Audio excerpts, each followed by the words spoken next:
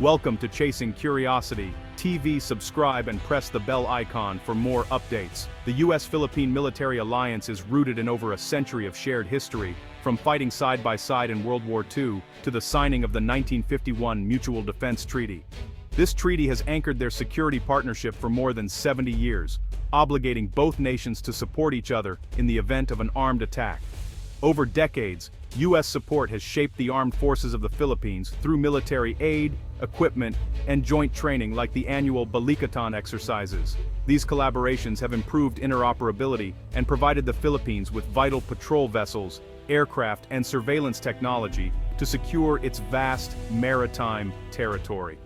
The alliance has faced challenges, especially over the presence of U.S. bases like Subic Bay and Clark Air Base, which closed in the early 1990s amid political debate.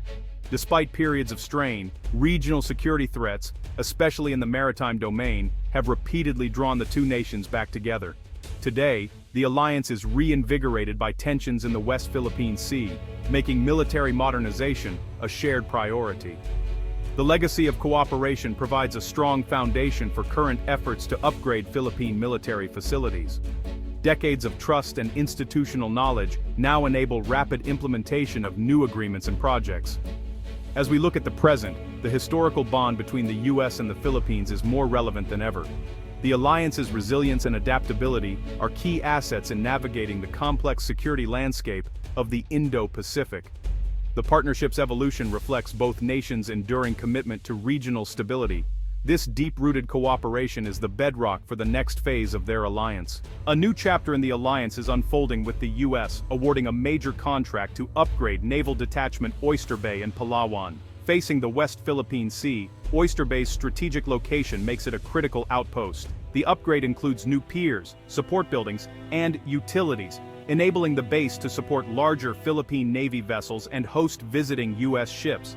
This project, under the Enhanced Defense Cooperation Agreement, EDCA, allows the U.S. to build facilities at key Philippine bases without re-establishing permanent American bases. Oyster Bay's transformation is a tangible result of years of negotiation, moving the alliance from promises to action.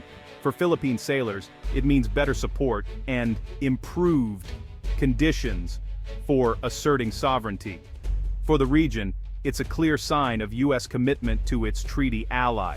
Oyster Bay is more than a construction project, it's a strategic anchor in a sea of rising tensions. The alliance is now visible in concrete and steel. Oyster Bay's upgrade is just one part of a broader U.S. commitment to modernize the entire armed forces of the Philippines. The goal, a credible minimum defense posture that deters aggression and strengthens regional stability. U.S. support includes advanced hardware, drones, helicopters, frigates, and intensive training in modern warfare, cybersecurity, and joint operations. EDCA designates multiple sites for development, including air bases like Cesar Basa and Lalo, creating a strategic arc across the archipelago. These sites serve both military and humanitarian roles, providing staging points for disaster relief and crisis response. The U.S. has shifted its focus from counterterrorism to external defense and maritime security, reflecting the changing Indo-Pacific landscape. This comprehensive approach empowers the Philippines as a frontline state in regional security. The modernization program is the practical application of this new strategy. It's about building a smarter, more integrated force ready for 21st century challenges. The U.S.-Philippine partnership is now defined by forward-looking, multifaceted cooperation. The Pentagon's commitment is clear: a stronger Philippines means a more stable region. Modernization is the alliance's new watchword. The South China Sea is a vital artery for global trade, with a third of maritime shipping passing through each year. Disruption here would impact supply chains and economies worldwide.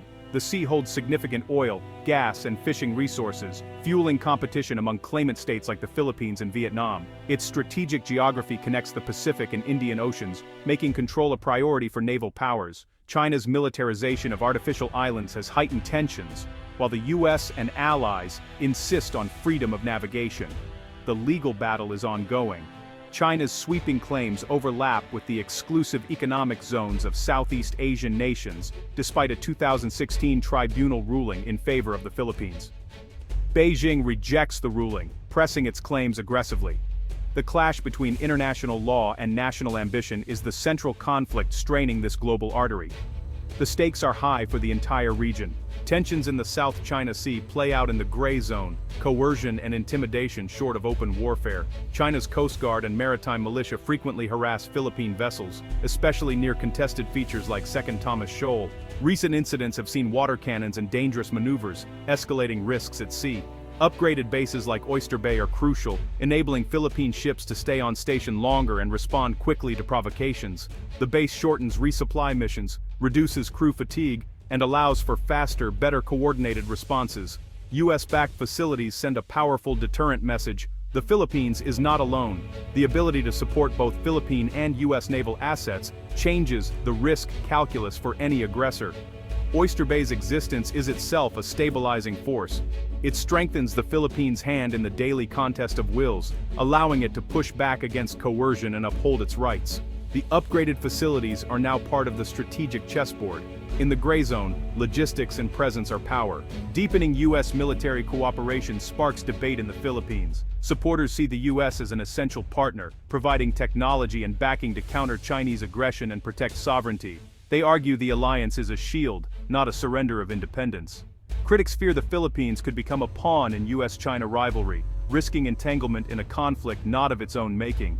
Some advocate for a more independent foreign policy, wary of hosting U.S. forces and the potential for unwanted escalation.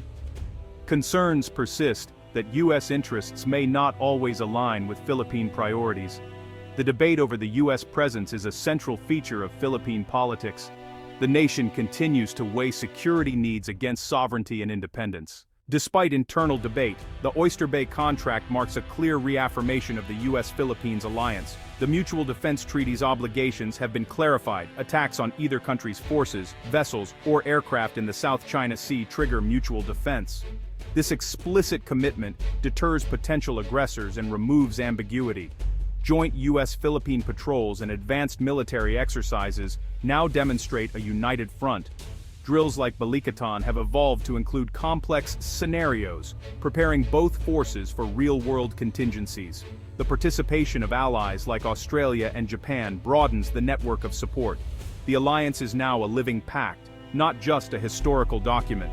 Aggression in the West Philippine Sea has pushed Manila and Washington closer, reinforcing their shared interests. The revitalized partnership is more relevant and robust than it has been in decades.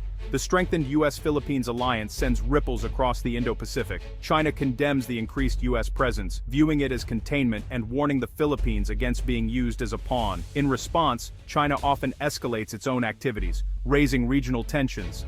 Southeast Asian nations like Vietnam may quietly welcome U.S. involvement, but most ASEAN members prefer neutrality, wary of being forced to choose sides. U.S. allies such as Japan, South Korea, and Australia see the alliance as a key part of a broader security network. Joint exercises and defense coordination are creating a latticework of partnerships across the region.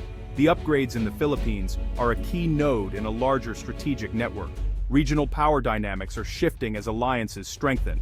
The path ahead is filled with both challenges and opportunities. The main challenge: managing South China Sea tensions without triggering open conflict. For the Philippines, sustaining modernization and asserting rights requires political consensus and balancing economic priorities. The alliance offers a platform for both deterrence and diplomacy, encouraging a stable, rules-based order. A unified stance could embolden other Southeast Asian nations and strengthen ASEAN's position in negotiations with China. The goal is not conflict, but a stable equilibrium where all nations' rights are respected. The upgrades at Oyster Bay are a critical test of this principle. The future of regional stability depends on firm resolve and persistent commitment to peace.